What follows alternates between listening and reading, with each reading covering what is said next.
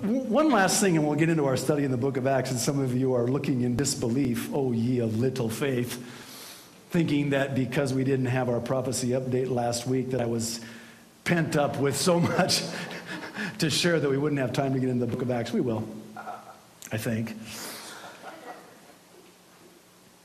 I think of it this way, that the Lord wants us to be ready. And he will do everything and anything to get our attention so that we are ready.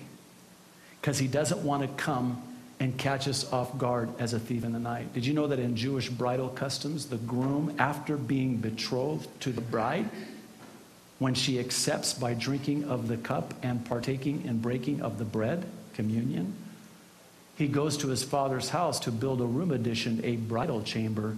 In my father's house, there's plenty room. Many dwelling places, many mansions. And if it were not so, I would not have told you that I go to prepare a place for you. And if I go, I will come back and I will take you where? To my bridal chamber. Bride. And you know what the bridegroom does when he snatches his bride away and takes her to his bridal chamber as a thief in the night? By the way, the wedding party does not know when the wedding is. The bride does not know when her wedding is. She does not know the day or the hour. Neither does the bridegroom, only the father. When the room addition, the bridal chamber is done, the father says to the son, it's time. The best man, for lack of a better way of describing it, sounds the trumpet. Sound familiar? What a coincidence. The trumpet sounds. It's time. The hour's come. The groom comes and snatches away, catches up, rapturos, harpazo, his bride, as a thief in the night, and takes her away to his father's house where he's been preparing a place for her, the bridal chamber. And they consummate and celebrate for 7 days. 7? Not 8. Not 6. 7. 7 days, 7 years. What happens after the time or the period of 7? He comes out with the bride, and they have big potluck. We call it, or the Bible calls it, the wedding supper of the Lamb. And that's at the end of the 7 days. That's at the end of the 7-year tribulation. See, this is why I have difficulty talking with a believer who does not believe that the rapture comes before the 7-year tribulation, because if you put the rapture in the middle, or God forbid at the end, you know what the snatching away becomes? It's like jumping off of a bungee cord. No, think about this. He'd come, but you have to get right back because it's time for the wedding supper. Where's the 7? Where's the consummation? Where's the celebration of the wedding, of the marriage to our bridegroom?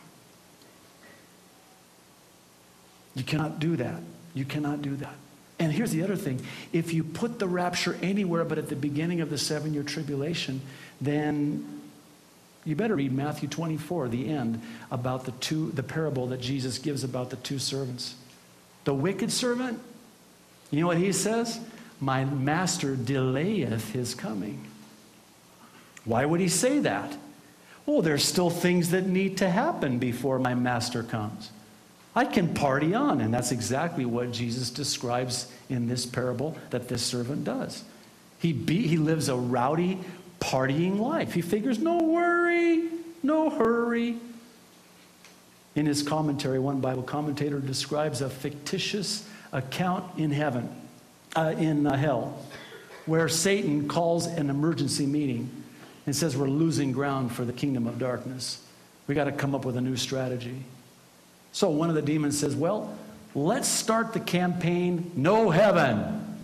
Satan says, no, that's not going to work because, the very creation declares of a creator and a heaven. Another demon says, okay, how about no hell? Satan says, no, because innate within every man is the understanding that there is punishment, there is accountability, there is right, there is wrong, there is justice. So no, hell's not going to work. Satan says, here's what we're going to do. Instead of no heaven and no hell, we're going to say no hurry, no worry. You've got time. I remember before I gave my life to Jesus Christ, I said, well, if I start seeing some of this stuff happening, then I'll get saved. You know, I'll kind of wait to the last minute, kind of sow my wild oats right now and, you know, party on and, you know, live like this. And then right up till the end, you know, maybe it's on my deathbed, then I'm going to commit my life to Jesus Christ. I'm going to have all my fun now because, of course, Christians don't have fun. Have you seen those guys? You know, I don't think that we're a very good representation either. I mean, look at some of us sometimes. We walk, where's the joy of the Lord? We walk around, woe is me.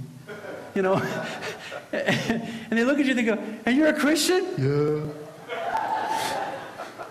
Want to come to church with me? No! What are you, crazy? When they see joy in your life, in the midst of your circumstances, that's what attracts them to the Lord. That's when we're salt. That's when we're light in the midst of darkness. See, there are two questions I believe that every non-believer is asking. Number one, is it real?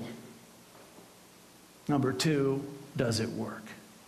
They need to see the Christian life work. Otherwise, they're just not interested.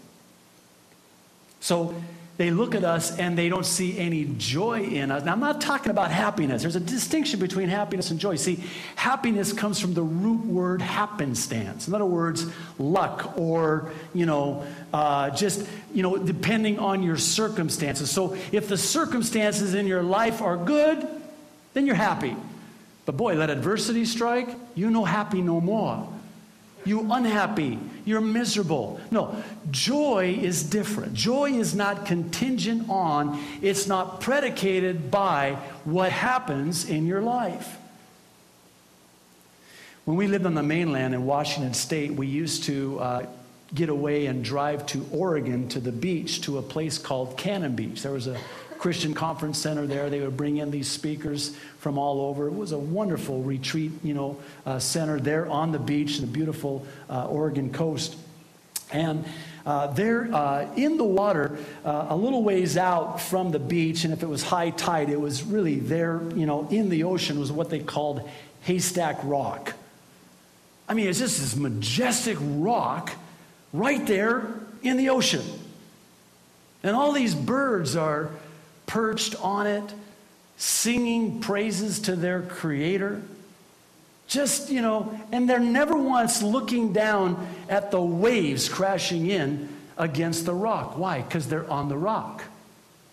They're not fazed by it. There's nothing but joy, and that's why they're singing as only birds can beautifully, except mynah birds. Mynah birds are, man, that's horrible. That's demonic.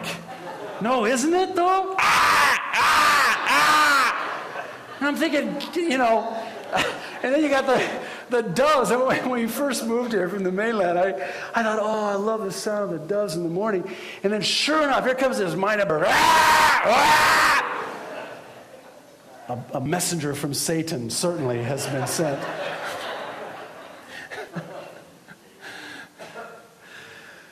But these birds are on Haystack Rock and they're just worshiping the Lord. They're just praising the Lord, oblivious to what's surrounding them. Why? Because they're on the rock. Do you see where I'm going with this? Who's the rock of our salvation? Jesus, the Christ, is the rock. Are we on the rock? If so, then Jesus promised you that he will give you a peace not as the world gives. See, the world offers you peace, but you can only have it when things are going okay. And by the way, if you haven't noticed, things aren't going so well right now. So don't even think about having any peace if you're relying on the peace from the world. Now, conversely, if you have the peace that the Lord gives, then what's going on in the world right now doesn't faze you, doesn't move you. I can't wait till we get to Acts 20. And yes, I know it doesn't look like we'll get into finish Acts 19 today.